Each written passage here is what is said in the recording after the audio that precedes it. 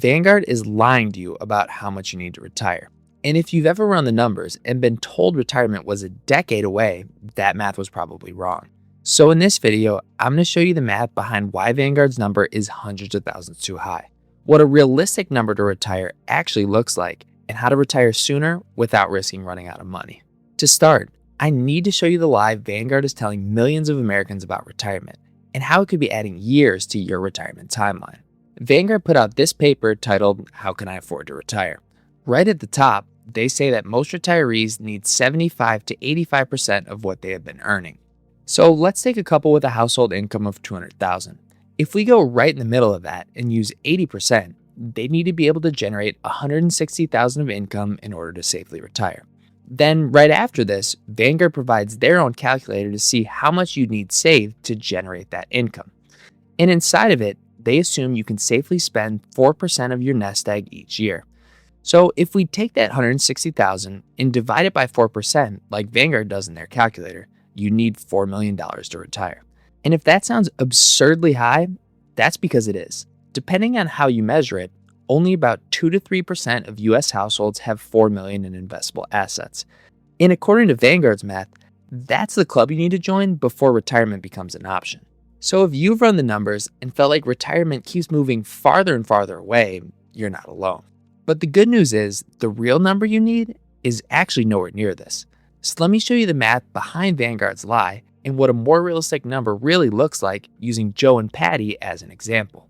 They're 62, have a combined working income of $200,000, and have $2 million saved for retirement. And before we assume they need to replace 80% of their income, let's look at where that money is actually going. Let's start at the top with their $200,000 of income. Between the two of them, they're deferring a total of $30,000 into pre-tax 401ks.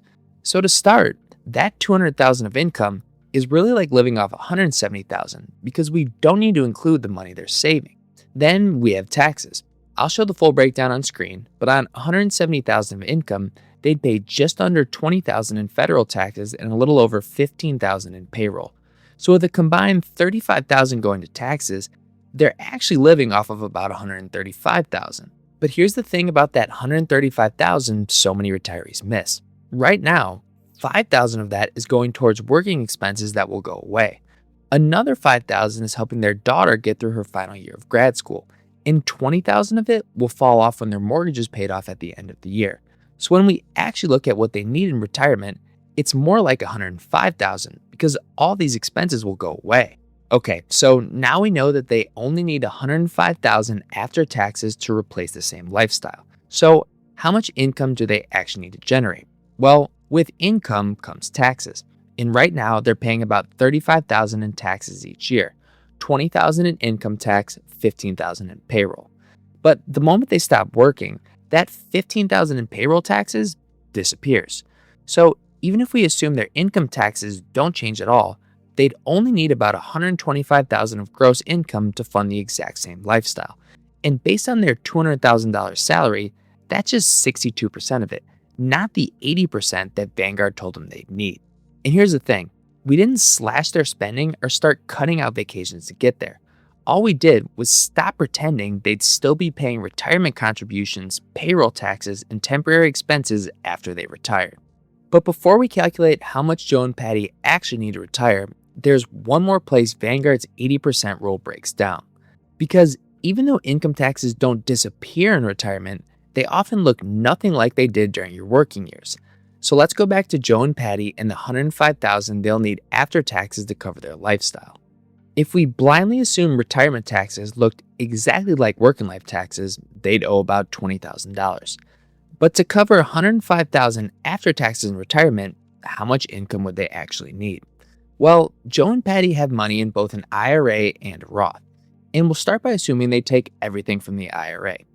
I'll leave the specific calculation on screen, but they'd pay a total of just over $12,000 in taxes, nearly $8,000 less without changing their lifestyle by a single dollar. But here's where it gets even better. Not all of Joe and Patty's money is in pre-tax accounts. So let's switch this and say they took the first $50,000 from their IRA and the rest from their Roth. Again, I'll leave the calculation on screen, but on that $50,000 from their IRA, they'd pay a total of $1,780 in taxes on that withdrawal. Then the rest of their money comes from the Roth, which can be 100% tax-free.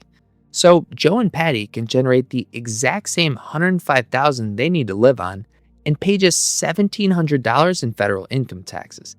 That's less than 1/10 what they paid during their last year working. So if you assume retirement taxes will look like working life taxes, you're almost certainly overestimating what you'll actually owe. And as they go through retirement, the tax code only gets friendlier. Bigger deductions at 65, favorable treatment on Social Security, and several other provisions designed specifically to reduce the tax burden on retirees. But instead of accounting for this, institutions like Vanguard tell you that you need some giant retirement income to cover your lifestyle, and it's just not true. So what does this all mean for how much Joe and Patty need to retire? Well, we just saw that their tax bill could be as low as $1,780, but let's be conservative and assume they pay $10,000 every year instead.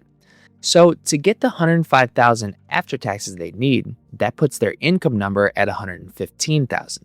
So now that we know the income they need, let's look at how much they need to have saved for their portfolio to generate this.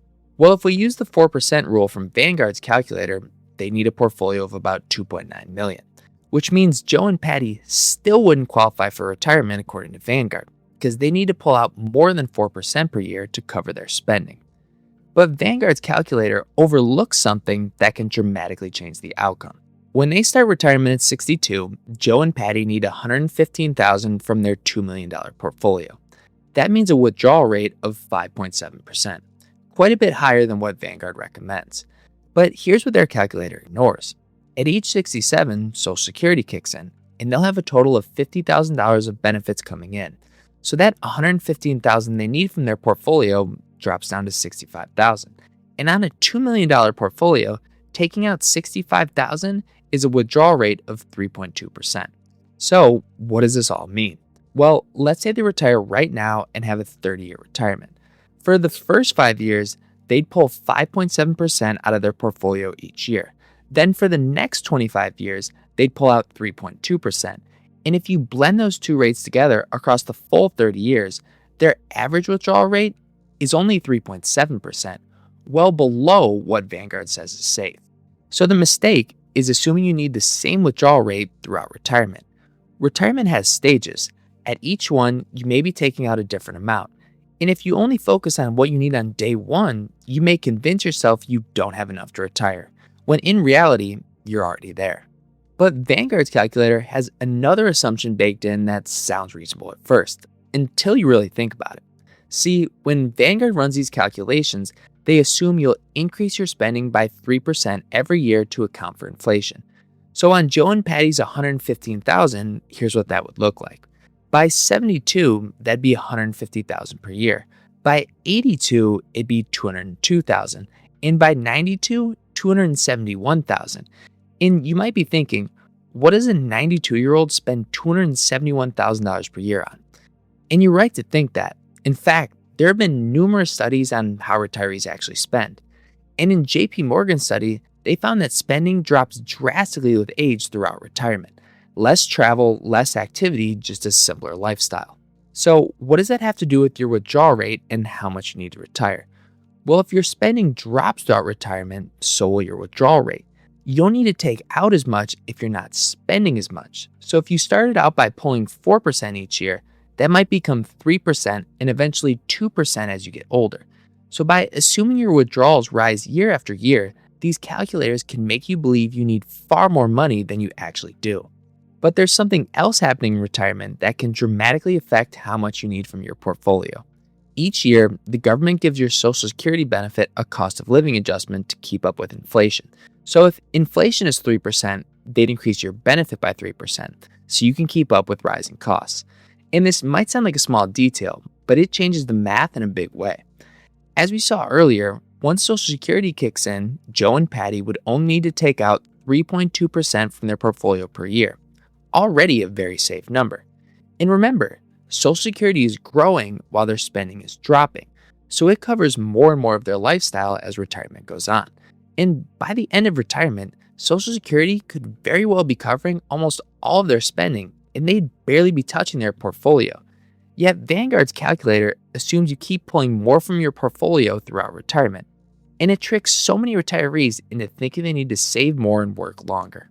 So now that we know this, let's go back and see what a more realistic retirement number is for Joe and Patty. In the first 5 years of retirement, they need $115,000 of income. Then, once Social Security kicks in, they need $65,000. And to be conservative, we'll say they need that for 10 years. Then, for the back half of retirement, when spending is naturally dropping while Social Security is growing, we'll assume they need $45,000. And when you blend those three stages across a 30-year retirement, they need to take just over $63,000 from their portfolio each year on average. A little bit less than the $160,000 Vanguard told them they needed. Then, we can apply the same 4% rule Vanguard uses. And the number isn't $4 million. It's a little under 1.6. $2.4 million less than what Vanguard told them they needed. So, according to Vanguard, Joe and Patty weren't ready to retire. But according to their actual numbers, their real spending, their real taxes, and their real Social Security, they were already there. But even when the numbers look good, so many people still struggle to actually walk away from work. And they think saving more money will help them feel safer about retiring. But new research proves that it doesn't. It points to something else entirely. So to see the new data about what actually creates confidence in the exact 4-step plan to stop worrying about retiring, check out this next video.